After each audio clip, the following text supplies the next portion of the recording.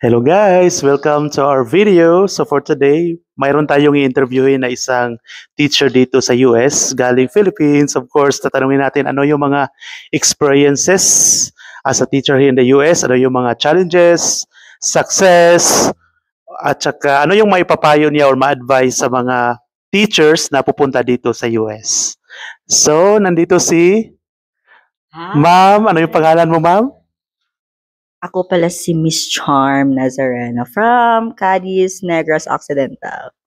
Wow. So, this is your first year, right? Yes po, sir.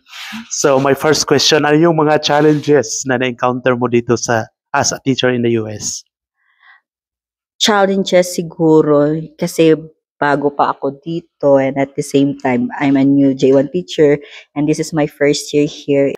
Siguro first is yung culture talaga kasi iba talaga yung nire-ready mo na yung self mo na ganito, ganyan, pero iba talaga pag nandito ka na mako-culture shock ka pa din, na parang ganun.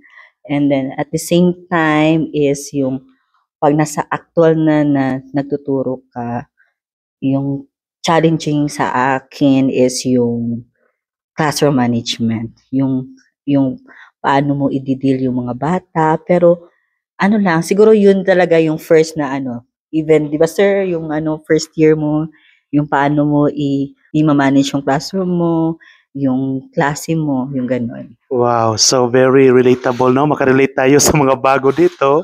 So, first is culture, sabi ni Ma'am Charms. Pangalawa is classroom management.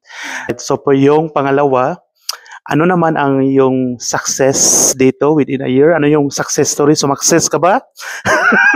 Nakamtan ba yung success?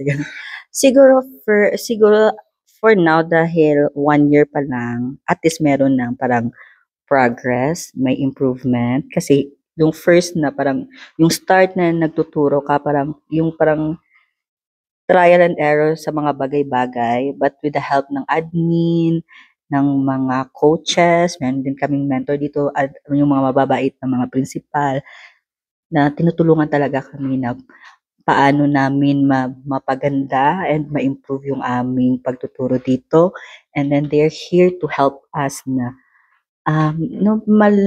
parang sila talaga yung tinutulungan talaga kami na paano namin yung trabaho namin dito.